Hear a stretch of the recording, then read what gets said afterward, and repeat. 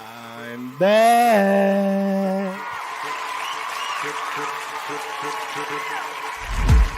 Every time I walk out that door, every time I interact with anybody new, my purpose is to help change. It's time to celebrate life.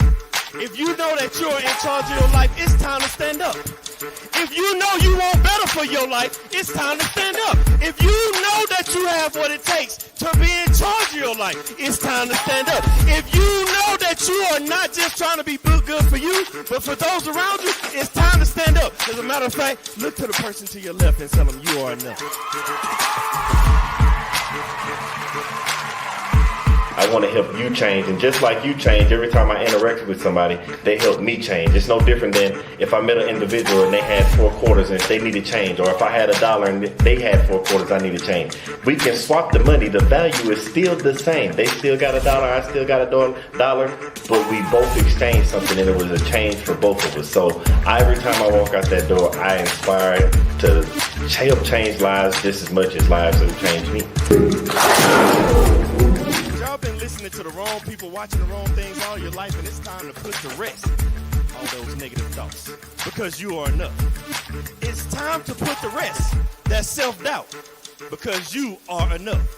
It is time to get rid of that negative energy, because you are enough. It is time to stop listening to people that don't have the best interests of you in your life, because you are enough. So let's have a moment of silence.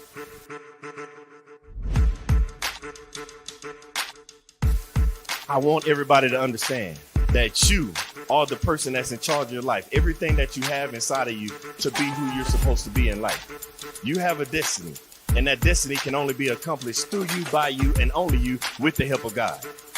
When you realize that you are the person you are, because you're not a carbon copy, there's only one you. They try to put you in a box. Society tries to put you in a box, but you can't be in a box. How can you be in a box when there's only one you? But then they tell you, think outside the box. What I'm trying to get you to understand is there is no box.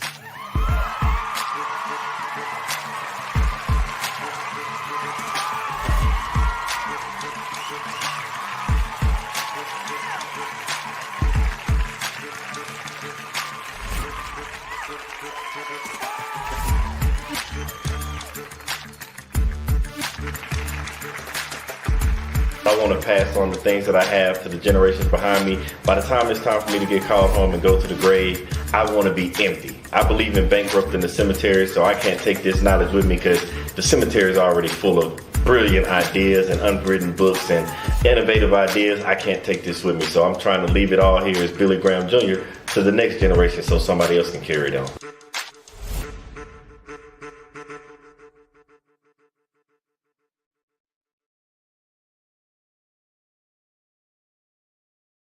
What's up, and welcome back. Man, have I missed y'all. Man, first of all, I want to just say thank y'all for tuning in, because it's a blessing just to be able to talk to y'all. But man, when I say I was sitting here and I was like, man, I can't wait to talk to this next guest. Now, don't get me wrong. You have seen her before. If you haven't and you're just now tuning in first time, welcome. But if you need to go back and check her, episode 39 and episode 7, because she not only dropped facts and gave us different things to live a better life, she kept giving us more and more content of how to grow our life, eat better, live better, communicate better. So now I'm going to bring her on, because we're going to do something a little bit different today that you've never had happen. And it was just something that just touched me to say, hey, with the world we're living in today, how can somebody like this individual help us live a better life? So I'm not going to hold you up anymore. I'm not going to make you wait any longer so we can get this information. I'm going to do my best to pick her mind, because she has some brilliant ideas and brilliant strategies. So I'm going to bring you on the one, the only, the amazing Miss Raven Thizzle. Hi. What's going on? How you doing? I'm doing good. Thank you so much for having me back. No. Thank you for taking the time to come back. And just a quick snippet, bring it all together for those that are just now tuning in. This is their first time. Can you tell everybody, who is Raven? Wow. Okay. Well, first and foremost, I am an authentic being authentic. So what you see is what you get every day, including tonight on this show. I am a lover of life. I'm somebody who is open to all types of different experiences. I love people. I love learning about people, and I have met Billy and his wife when I was living overseas. I have since been divorced, lost everything, got everything back, gave everything up, went back and got it, had 2 kids. Like, my journey has been so interesting and fun. It's been full of ups and downs. It's been full of learnings, mostly ups. And I'm excited to be here tonight to share just more of whatever you want. So it's not necessarily what I want. It's the stuff that you have, the knowledge, the strategies, just your way of thinking. It's not like what I want. It's what the world needs. Okay. And only like me, I get to catch the snippets of it because I know you. I follow you on social media. Like I follow you on especially TikTok. I love the TikToks because, matter of fact, let's just start right there. Let's start there because that's what I really love because you give people so many nuggets. And for those that don't follow you or don't know, those little nuggets will cover like eating well, communicating, living a better life, relationships. So unlike other episodes that we've done on this podcast, I want to go where we deep dive into those nuggets and those jewels that you have that you get to share with everybody. But I want you to share them with us today. And it doesn't have to be in no particular order. But like, for example, the one that popped in my mind is we talk about the way we eat. Like I'm one of those, I'm conscious. I try to read the back of labels and everything. But with so much stuff that these big companies are doing today, like, for example, they're trying to make a way to make fake chicken and the stuff that they do to our produce, like, for somebody like me and all the rest of us out there, how do we find ways to eat and live a better, healthier life? I love this. So I am actually a certified holistic health coach. I was trained at the Institute for Integrative Nutrition. And before that, I was already a junkie when it came to learning about all things wellness. So I am ready for this moment. All right, let's get it.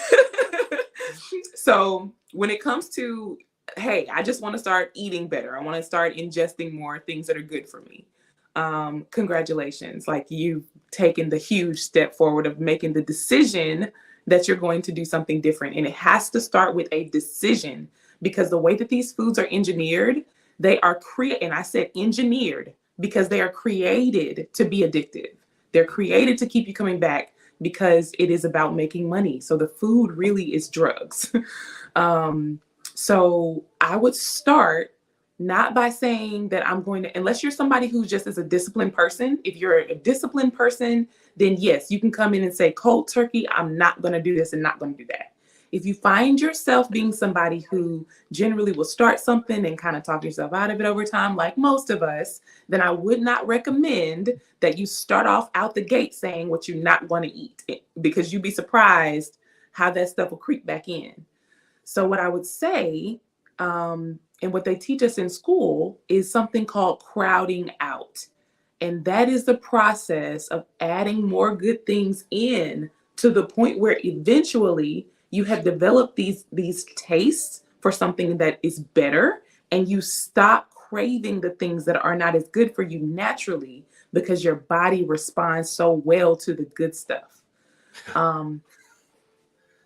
No, I say that because I'm laughing because when you say that good stuff, or we're just talking, not obviously, but just like the sugars, like me, I'm loving some Starbucks, or I like my sweets. Like, what are those things that you push into? Because we hear this and we're understanding what you're saying for somebody not as disciplined. What do you substitute those sugars, those coffees, those soft drinks? Like, what do you utilize? Because most people like myself be like, well, I just can't drink water all day. What is the other stuff? Like, what can I do? Okay. This is tough because it really is, it's on an individual basis. So one of the concepts that I love is called biodiversity. And it means that even though a lot of the same things are good for all of us, each one of us are so different, just genetically different. Our lifestyle is different. The place where we may be living is different, what we have access to. So I'll start by saying that. So what I'm saying is not a one size fits all thing. But if I had to say, like, this would be a good place to start. You mentioned sugar, I would definitely say your beverages, if you're trying to cut back on sugar, start cutting the sugar out when it comes to your beverages. And then maybe move into your foods. You'd be surprised how many sugars we consume just from the things that we are drinking. Yeah. Not even the fun stuff like the cakes and stuff that we get to eat, you know? So if I was starting all over, I would start the same place I started the first time, which was cutting out sodas. If you're somebody who drinks sodas, even if they are diet sodas, I highly recommend that you begin to replace it. If you're not somebody that likes water, which is so weird to me. I drink water all day. I get it. I'm not trying to judge anybody, but when people say they don't like water, I'm like, what? But I get it. I encounter people who don't like water all the time. I'm not judging you. I'm different from you. So if you're not ready to jump straight from soda to water, start with juice. But when you choose your juice, this is your first opportunity to start choosing more thoughtfully and intentionally. So don't go straight for the Welch's. Don't go straight for the juicy juice. Don't go straight for the high C. You want to start taking this opportunity to read your labels. So when you purchase a juice, try to purchase a juice that has 1 to 2 ingredients. That is your challenge. 1 to 2, no more than 2 ingredients. Why do they need more than that? It's juice. You know what I'm saying? Or you can make the juice yourself, which is even more like delicious. I make fresh juice for myself most days. That's how I start most of my days off, with a hot tea. And then later on, I'll have do you want me to tell y'all what I eat? Yes, we love it. Yes. Let me walk y'all through what I eat. So I'm actually on my second weight loss journey. My first weight loss journey was after I had my second daughter. I was 249 pounds about 6 months after I gave birth. I had never seen myself that big before. And that's a lot for me. Okay. I'm 5'9.5", so I'm pretty tall.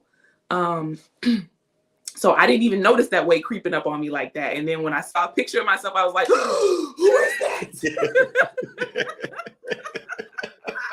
So that was around the time that I decided to go into holistic health coaching school, and I put everything I was learning into practice, and I lost 70 pounds. Wow. So I got down to a weight that felt really good for me. I felt energized. I felt sexy. I was fitting my clothes nice. And then during, I would say probably around 2020, I started picking up that pandemic weight. So I put on about 25 of those pounds back. And now I'm on a journey just to drop that 25 and keep it off. So what I'm eating to do that, I never got back into sodas or anything. I maintained drinking water. That's how I've kept the weight off, one of the ways. I also added to that water something called chlorophyll. It is a liquid supplement that you can get in a little jar. And see, if I knew we were going to have this conversation, I would have had my supplements ready. Well, you know how we do. I didn't know it was going this way. We all authentic. Yeah. It happens. It happens. It's all good. So I add a few drops of chlorophyll liquid to my water, and we could get into the benefits of that later. And sometimes I will also add lime juice to my water. After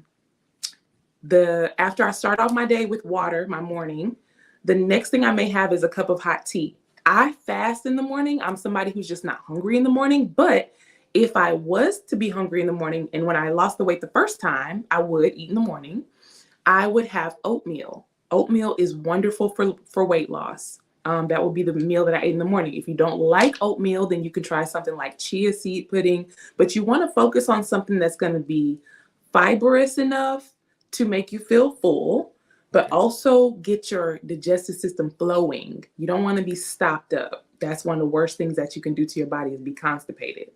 So focus your intention around eating on what's going to help me poop. That's the question. When you're having a meal, is anything on my plate going to help me poop? If not, let me put some on my plate. So breakfast, I don't do, but I have tea. I'll have some fresh juice, which means I'll take a whole pineapple and just chop off the, parts you can't eat, throw it in my blender. I don't use a juicer. I use a blender for my juice. I have a Vitamix that's been in my life for longer than some people. Yes. So I'll throw my pineapple in there, maybe some spinach, something, whatever you like. Just throw it in there. Juice fresh fruits and vegetables. Then around lunchtime, I have a big lunch. I have a big lunch around like 11:30, between 11:30 and 2, whenever I'm hungry. I go into the kitchen and make it myself. I'll just saute a ton of vegetables. So it'll be like onions, peppers, some mushrooms, some zucchini, which is my favorite this time of year. Maybe some lentils. I'll just throw it all in there, and then I'll maybe top it with an egg or two, so that it's giving me like a brunch vibe. And then on the side of that, I'll have some Ezekiel toast with almond butter and honey on top, a little sprinkle of salt, and it's delicious. So I enjoy a huge, like it's a big old bowl of vegetables that are sauteed. That's my lunch. And you got to season it up, like make it how you like it. I like spicy. I put some hot sauce on it or whatever.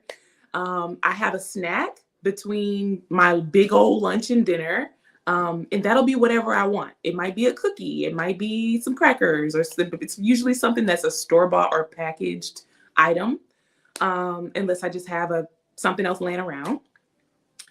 And then for dinner, my goal for dinner is to have a super nutrient-dense meal on the table for me and my family, because my kids eat a school lunch. I don't pack them lunch at this time. So I know that means they're getting a bunch of junk. It's processed food. It's a bunch of dairy.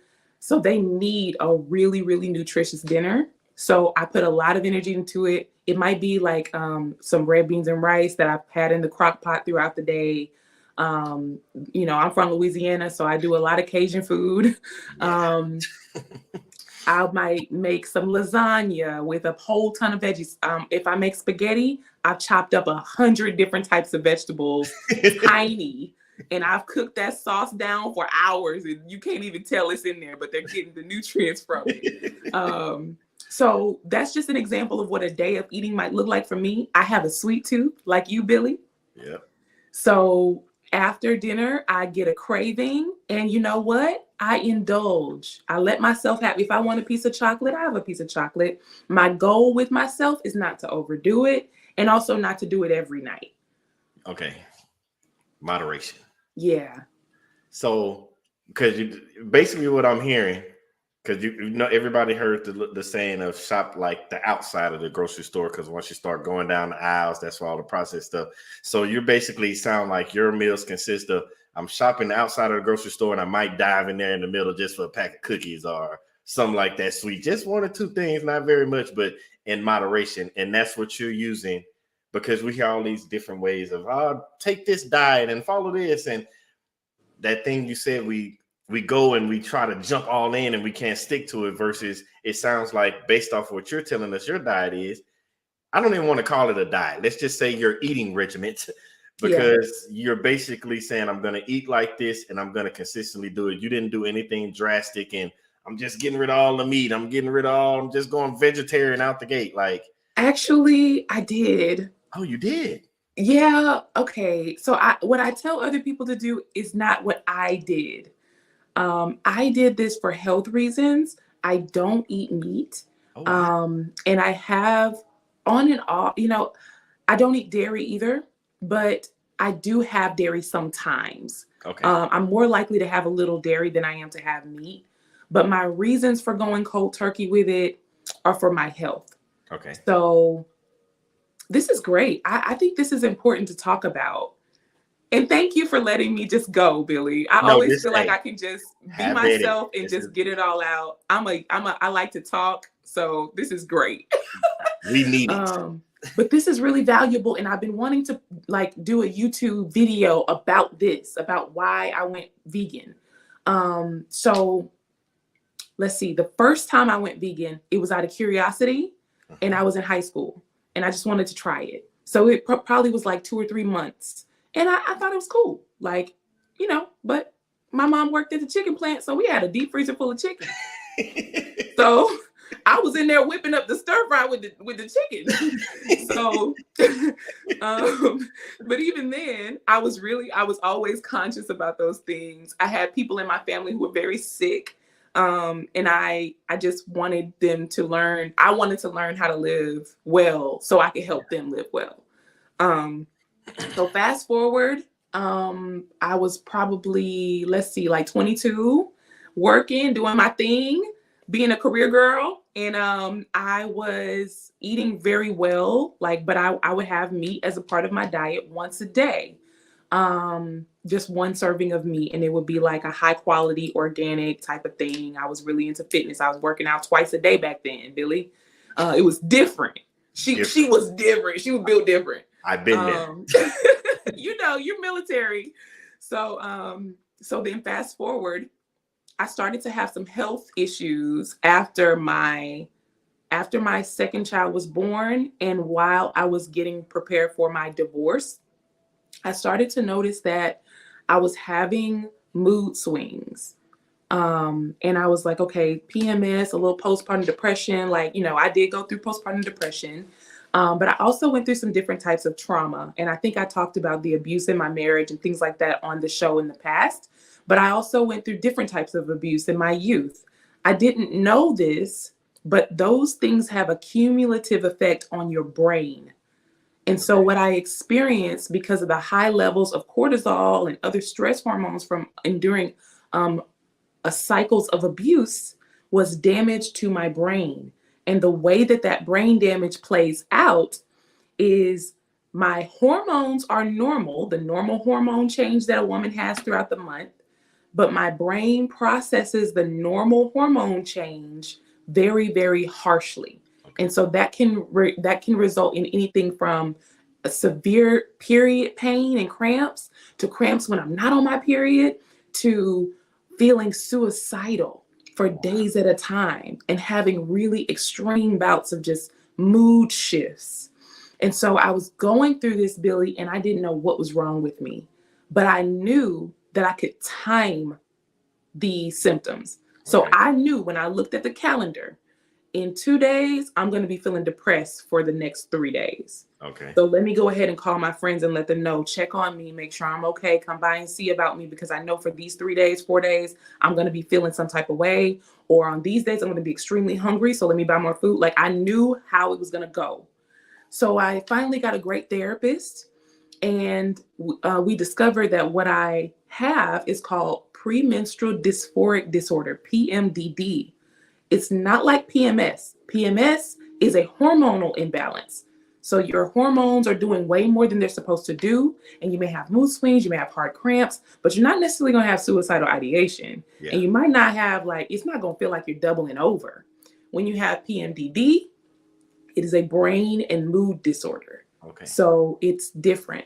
So when I discovered that that's what was going on, I said, well, I wonder if I cut out animal hormones from my diet, would that help my brain to process my hormone changes better? So the first thing I did was cut out meat and dairy, because that's nothing but animal hormones and everything that they inject in the animals. Okay. About 2 weeks after I cut that out, I noticed that I was feeling great. I wasn't feeling sluggish. At the height of at the height of my symptoms, Billy, I could not even carry a conversation with someone. Wow. You hear how you and me are talking. Imagine me not having not being able, by the time you finish what you're saying, I would have already forgotten it. Oh, wow. Or I'm sitting in meetings at work and I have to take profuse notes the whole time, because if I don't, I will be incompetent at my job. So I thought I was going to lose my job, my friendships, everything. I could not think. So 2 weeks after cutting those things out of my diet, I was like, well, wait, where's the brain fog? I'm laughing. I'm not supposed to be happy this time of the month. I'm supposed to be sad. So then a month later, no cramps. Everything is regulated. So I just continue to not eat meat and not eat dairy. Oh, wow. Now, I tried back in January of this year to bring back seafood, because like I said, I'm a Louisiana girl and I want that gumbo, you know? So try to bring back seafood. 30 days later, I had a suicidal ideation. Oh, wow. That was this January. So I know meat won't be a part and seafood won't be a part of my lifestyle until my brain is healed. So I tell people don't go cold turkey, but if you're the type of person who, if you're disciplined, like I'm a disciplined person, or if you have a health condition that you need to take very seriously, then those are the circumstances where I would say definitely do some cold turkey stuff. Well, it's amazing you say that about the health condition thing. And this is for everybody that's listening. You were able to narrow down. You knew the days, when it was going to happen, how long it was going to happen. And it's people out there. We're out there, because I'm one of those too. I have PTSD and all that military stuff. But I know when something's going to happen. I know the things that are going to be my trigger. I just stay away from my triggers. I know certain things. And so now, as you're naming it, but I was able to name mine, PTSD, how you have yours named out. But somebody out there is dealing with certain things. And with anything in life, I tell people all the time, you can never start the healing process until you can apply a name to the thing that is breaking you.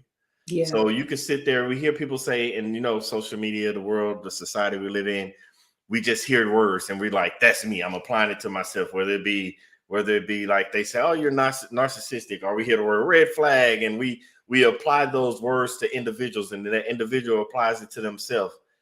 And then what I'm hearing you're saying, like, not only do you name it, you go talk to somebody that can correctly name it for you, not social media. You get somebody that correctly name it for you. And then on top of that, we hear so many people talk about your health is wealth and all that. But you're telling me the foods and everything that you're eating also trigger the things, the emotions, whether it be suicidal ideations or those triggers. And I'm sitting here and it's just blowing my mind, because the world that we live in today, we see this is mass shootings. Now, don't get me wrong, the school shootings and everything, praying for those families, those lost loved ones, the mass shootings, the things that we're going with wars. People you just see it like, why did they randomly walk up and kill somebody? Or like, why are they doing this abusive thing? And it's like, man, have they not named it, for one? And then all the new things that we're ingesting, is it amplifying it? Because when we were growing up, those chemicals and all that weren't being processed into a lot of that food. Whereas nowadays, they just, like I said earlier, they want to make chicken. Nobody was thinking they're making chicken, or they're making lettuce, like in factories. Like, the things that we eat causes not just harm to ourselves, but it affects the relationships that we have around us. Wow. Yes. And can I just say on that, Billy, a lot of people don't know that your gut is like a second brain, and it actually controls your brain. Oh, wow. So within your stomach is an area we call it your gut, but it's made up of your microbiome. And it's called a microbiome because it is the home of all types of bacteria and little cells. These cells are what send messages from your gut to your brain to tell you what to do. So like when you have cravings, you feel like you're going to just die if you don't eat that sugary thing right now. Yeah. It's because what's in your microbiome is yeast. And the yeast is saying, I'm hungry and I am going to die if I don't get the sugar I need. So if you can just wait it out, if you wait, you will starve the yeast in your gut. You won't have those cravings anymore. So it's not just that. Your microbiome informs your thoughts directly, not indirectly. Yeah. Like there's so many studies on this, and I highly encourage your audience, go to YouTube, look for TED Talks about how the microbiome informs the brain, and you will really think twice about what you give your microbiome. Wow. It puts a whole new meaning behind that saying, listen to your gut. Yes, exactly. Because you are what you eat.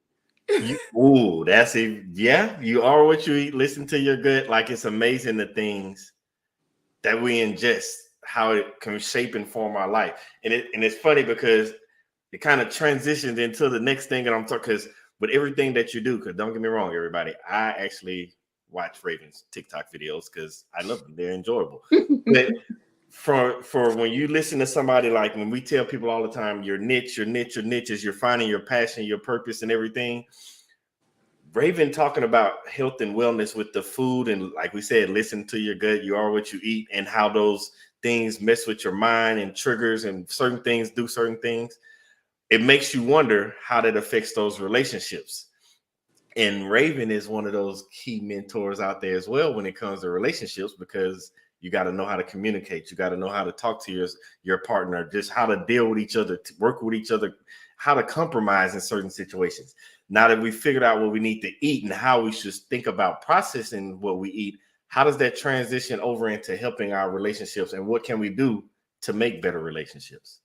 Right. All right, you ready? You want me to? I'm gonna have to take my sweater off. Ready. So, how your eating affects your relationships. So, the same way that the microbiome informs your brain, more than that, the main tool that it uses to inform your brain is your hormones. Hormones dictate everything. So when you're ingesting animal proteins, animal hormones, when you're ingesting dairy, which is nothing but the hormones that a mom cow is passing to a baby cow, you are ingesting foreign hormones that are instructing your hormones on what to be. So studies have shown like that people who eat a high diet in meat tend to have a little bit more aggression than people who eat less meat.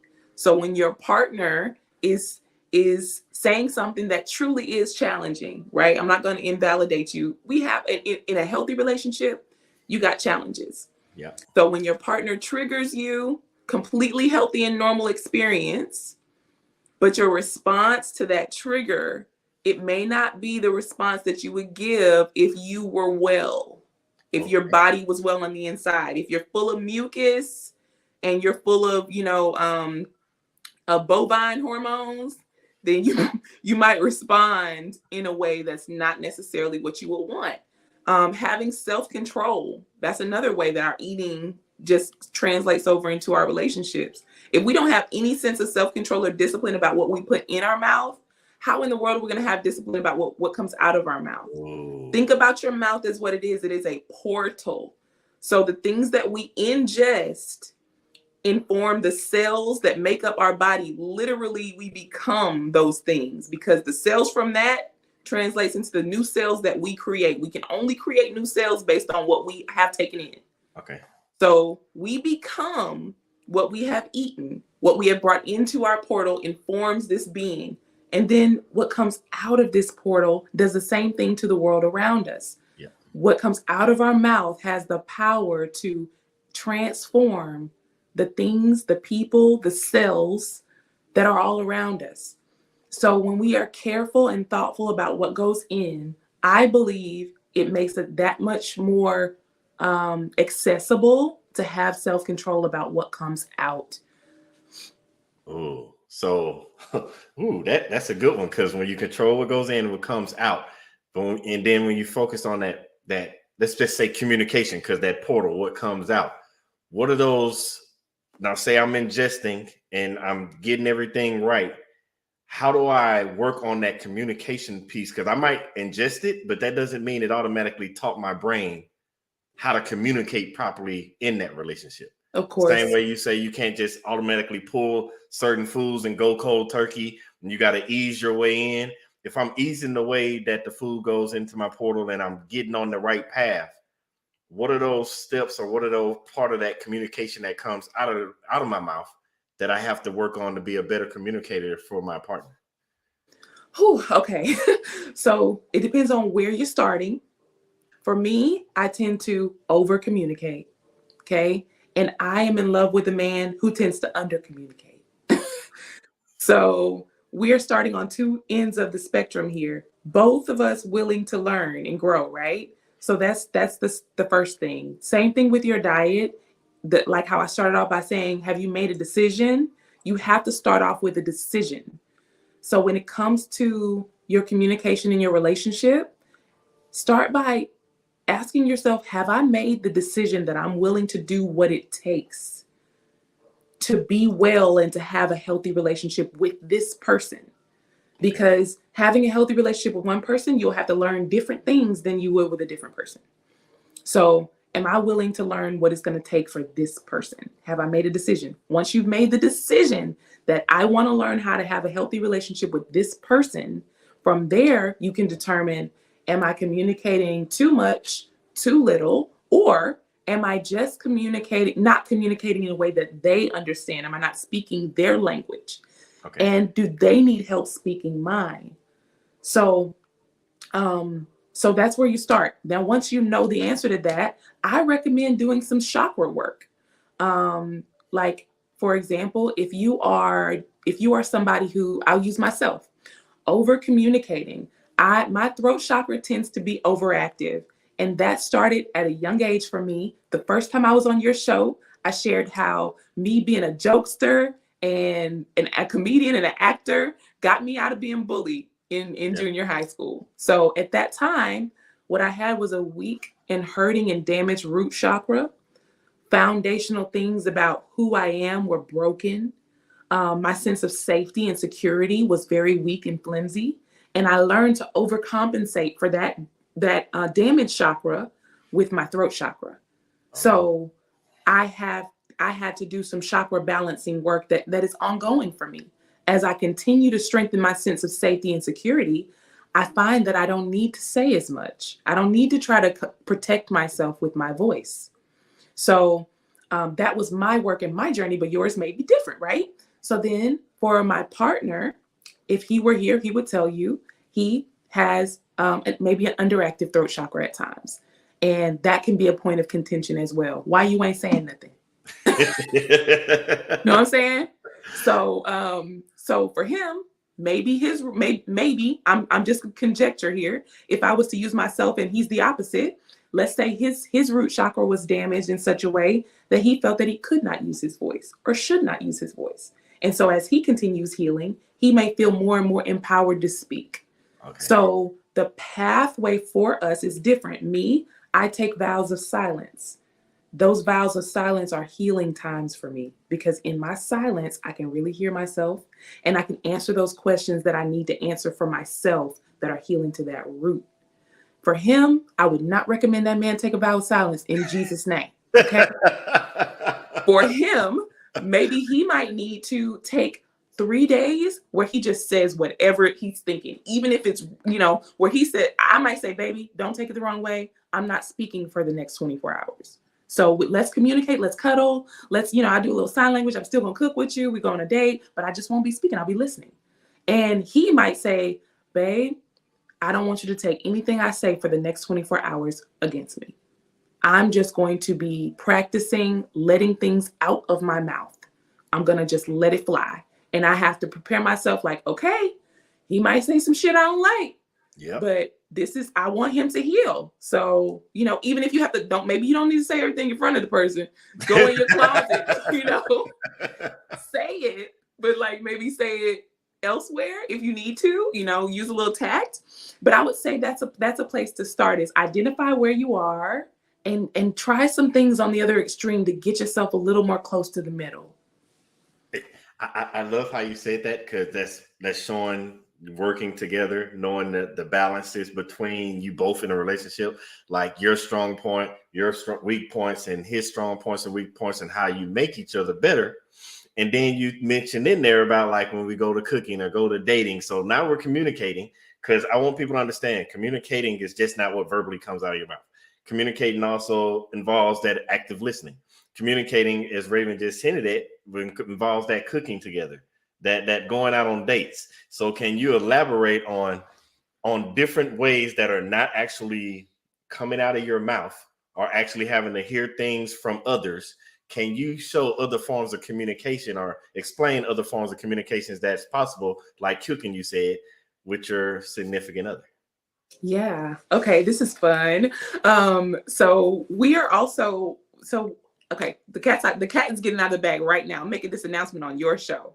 Ooh. My significant other and I are both certified relationship coaches now. We went through a relationship coaching certification class together, and we both have our certifications in that now. So as a part of that, we help couples with intimacy. And that's one of my favorite things. So when you talk about these different ways of communicating, what I hear you saying is, how do we foster intimacy in the relationship? Because when you're moving away from just your verbal and you're adding in these other communication styles, you're building intimacy. So intimacy consists of, according to my mentor, Dr. Kim R. Grimes, who you've also had on your show. She says hi, by the way. Fun, friendship, forgiveness, love styles, and love making. That makes up intimacy. Fun, friendship, forgiveness, love styles, and love making. So the other ways that you communicate, having fun together, like just laughing, finding something. You don't have to be talking and laughing. You're just watching a comedian and laughing, or you see something funny that a funny meme, and you share that laugh with your partner. You're fostering friendship when you do that, and fun when you do that. The next one, friendship. So intentionally doing the things that you would do with your friend and treating your partner like they are a friend. This is a cool thing that somebody I know does in their marriage that I've just always admired. They have something called BFF mode. And it's when they're really upset with each other and they feel like they can't talk to each other. What they'll do is say, let's go into BFF mode. And they'll talk to each other about each other as if they were talking to their best friend about them. Oh, wow. So they'll say, all right, babe, let's go into BFF mode. Let me tell you what this man did. Basically, he showed up at my house without, but you're talking to your partner, and your partner has taken off their relationship ears and put on their best friend ears. Got it. Wow. So that's fostering friendship in a tense moment. So fun, friendship, forgiveness. This one, I'm learning it all over again. I have been single for 5 years before this relationship. And so dating was just a matter of, oh, I don't like you, I don't talk to you anymore. Or we had a conversation that we both didn't like. Guess what? Bye. There's really no need for the forgiveness thing, in the romantic space for me for 5 years. So then when, I've made the decision to be in a committed monogamous place with this person, obviously there's going to be conflict at times, or sometimes you hurt my feelings or I hurt your feelings. And in that space, I gotta like get to a point where I want to hang out with you again. Yeah, exactly. So forgiveness is that ongoing like grace, understanding that you're not going to be perfect. And I've already accepted, like I've observed you enough to know these are the areas where we might rub up against each other. Yeah. So I'm deciding in advance that when those things happen, that I'm not going to throw you away or abandon you when that happens. I'm going to stick it out with you. I've made the decision to heal together, so it's revisiting that. And we have to make those decisions over and over and over and over every time something happens. That's the forgiveness part. So that is a type of communicating. And then love styles. So people talk a lot about like the love languages, and I think they're great, and I think that there's a lot of depth there that people don't explore. The love language that you give love in naturally may not be the same one that you receive love in naturally. So it's important to like understand that. The authors of that book also made like forgiveness styles book as well. I haven't read that one yet, but I heard it's good. So love styles, understanding what makes you feel loved, but also what am I excited to do for you and with you? When I was on the dating scene, one question that I would often ask was, what do you want to give? So if you're single, you're dating people, ask the person you're on a date with, what do you want to give in a relationship? Just what's pouring out of you, what overflows from you. And then, you can determine, is that something that I want? Do I want that? You like to give a lot of attention? I don't really like a lot of attention, if that's you. Yeah.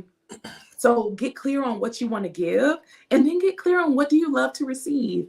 And then it kind of becomes a game. Your partner will change over time. I've changed a lot just in the last year. My love languages have changed. So there's a lot of fun in that if you have the attitude of curiosity.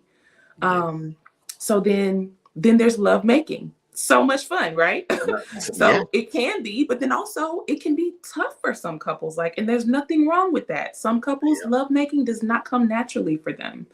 And my partner and I, we love Tantra as a tool to help to just really go deep when it comes to intimacy. It's not just physical when you're connecting in this way that is spiritual and it's within yourself, and you can connect spiritually with your partner as well. So for couples that struggle when it comes to lovemaking, I definitely recommend either Tantra or, counseling or therapy, because your sexual relationship is an outer working of everything else. Okay. So it's your emotional, your physical, your mental, all coming together. So if there's an issue there, it's really an issue somewhere else. Wow. It's amazing how, I don't know if everybody was paying attention. So basically what we've just talked about, Raven was able to talk about food and she was talking about relationships. And if you're listening very closely, each one intertwines with each other, just a different word for it. Like you say communication, and food you say ingesting. Like they both go hand in hand. When they say health is wealth, they're not just talking about food. They're just not talking about a relationship. When you strengthen your health, whether it be mental, emotional, physical, spiritual, you strengthen that health in yourself. That's the wealth that you're going to get out in life. Like when you eat better, you're going to live better. When you're in a better relationship, your relationship is going to grow and it's going to trickle down to everybody else. And I love how you put that. Now, I don't want to miss this one because I got so many things in my head. Before I even get to that next thing, for somebody that's like, wow, Raven is hitting us with a lot of deep facts. How can they get in touch with you so that they can explore with you more or reach out for coaching, mentoring? Like what ways can they get in touch with you? Well, they can't. No, I'm just kidding. Oh. So the preferred way right now is going to be just through social media.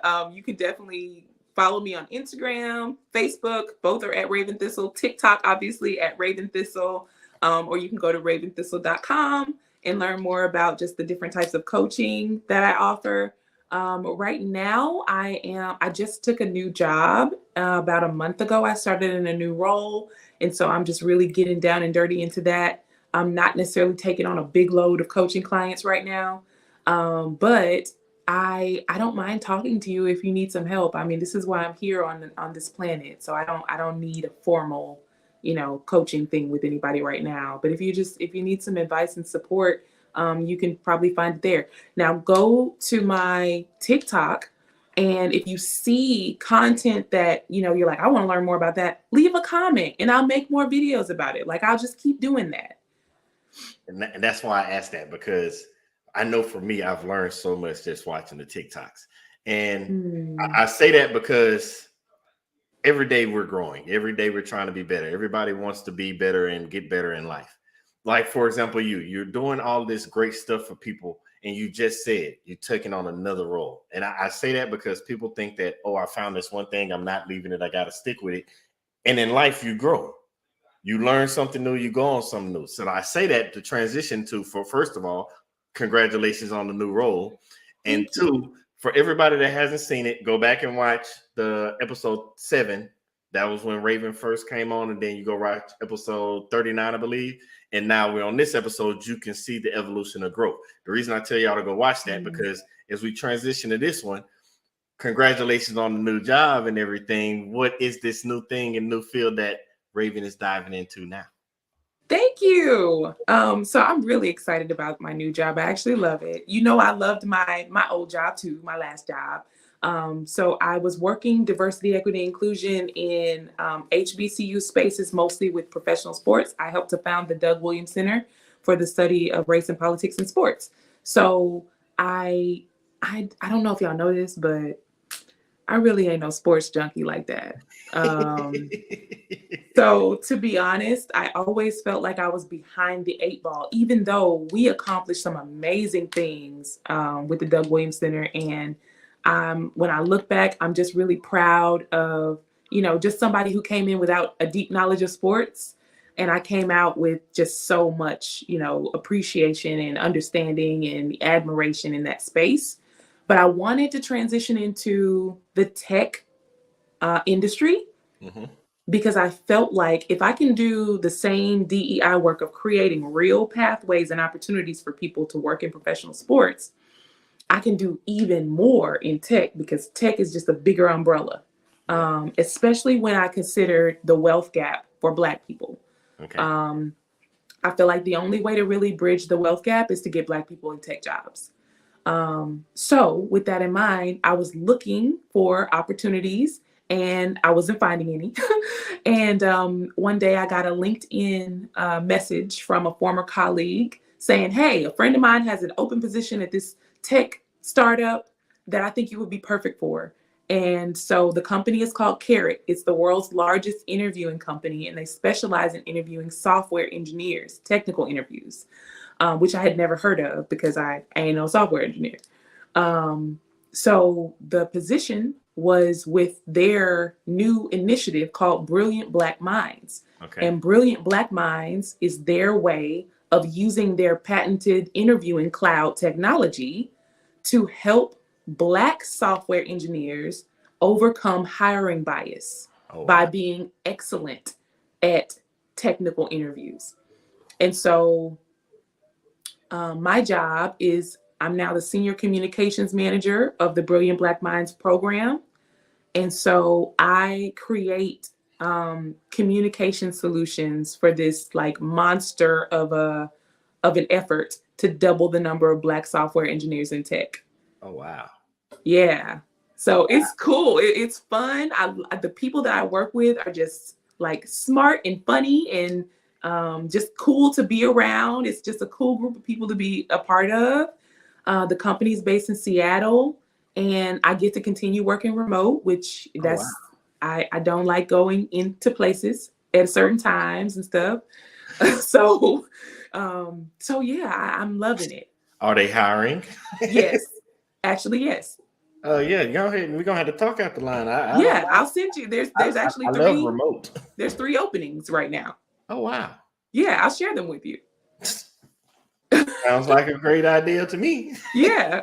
Because me being retired, like I'm like, I don't mind doing stuff. Like I got other stuff that I do, but it's like I get what do they call it?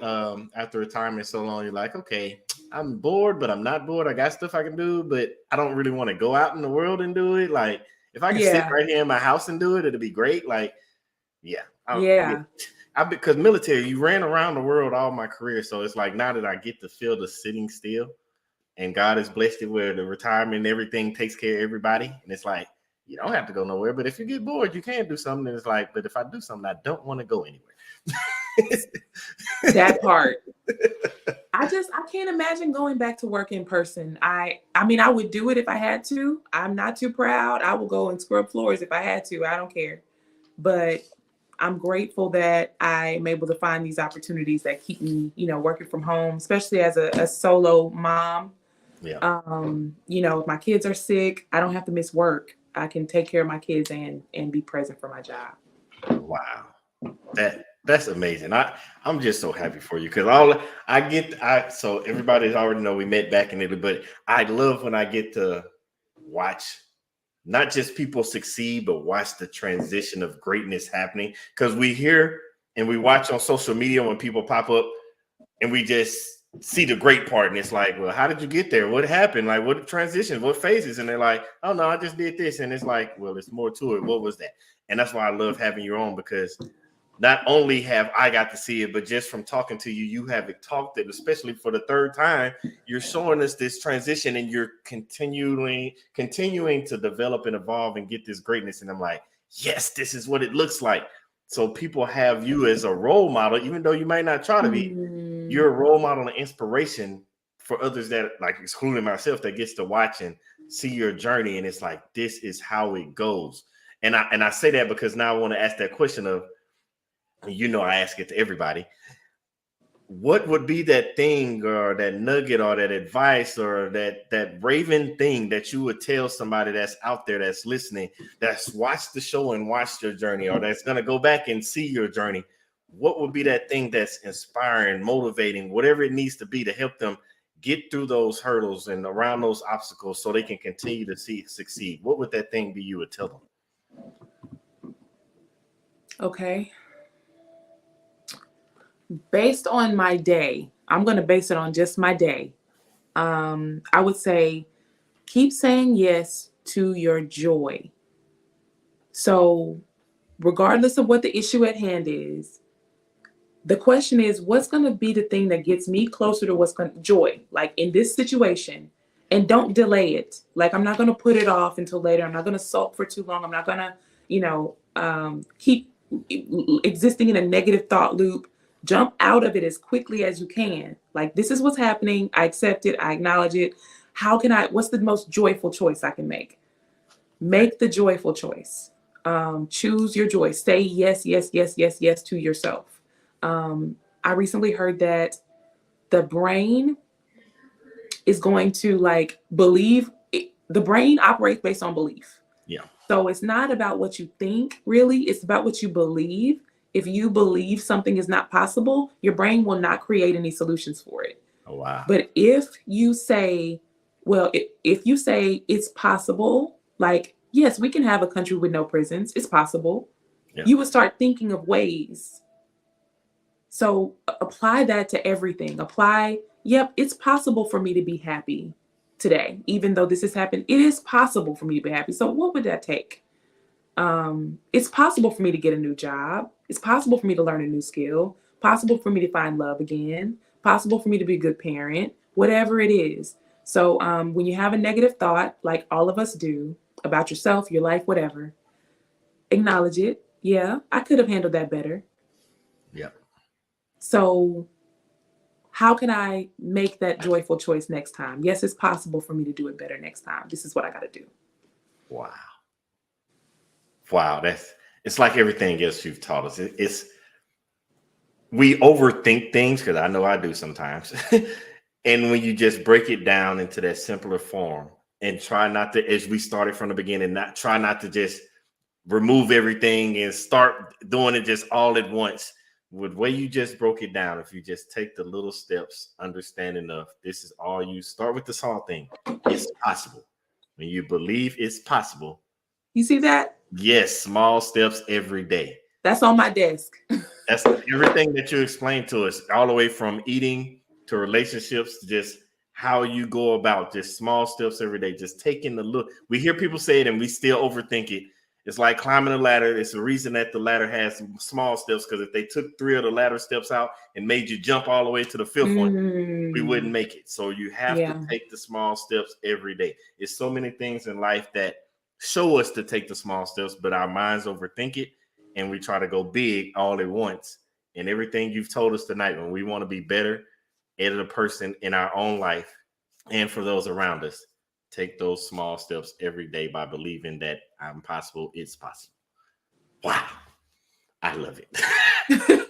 I love it. Raven, as usual, it's just amazing as usual every time you grace us. So I got to say it again on behalf of everybody. For one, congrats on the new job. That is amazing. And then on top of that, we want to say thank you for stopping by to just drop more nuggets on us to help us live a better life. We appreciate you.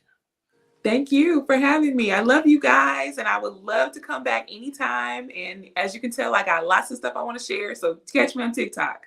Don't worry. We will be bringing you back. You just hang on. Stay with me because I want to talk to you right after the show. But again, thank you. And we appreciate you. And we will see you, Raven, on the other side.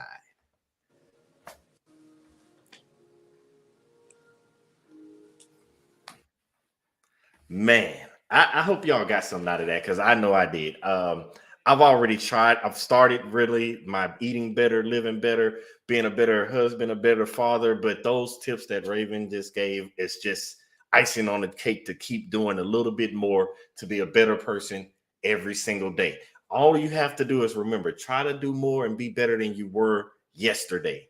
Man, it was amazing. I loved it. I can't wait to have Raven back on, because, again, we're going to pick her brain every time she comes on so she can keep dropping us nuggets.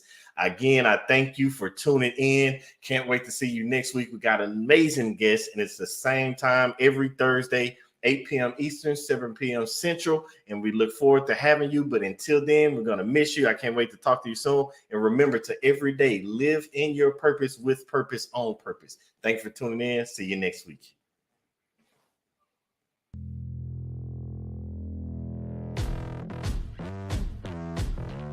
Hi, my name is Billy Graham Jr.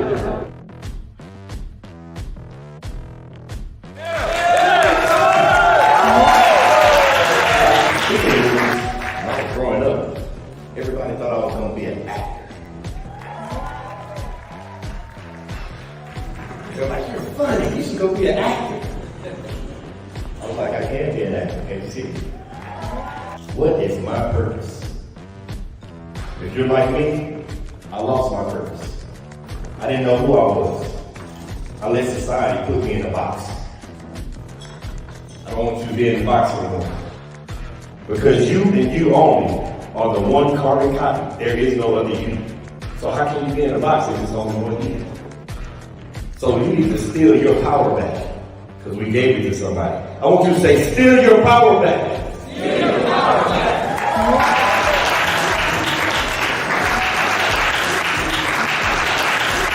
Mr. Graham said, I am an original, I'm not a photocopy. You are where it begins. It begins with you and only you. You are the director. You are the author of this book. Nobody should be writing your life story. You are the winner. See, a lot of us, we get caught up in wondering when we're supposed to do something, why we're supposed to do something, where we're supposed to begin. But I'm telling you, you are the author of your book, and that's all that matters. My time here in Kenya has been amazing. Everybody has welcomed us with open arms ever since we landed. Nothing but hospitality, nothing but family. We felt like we were home.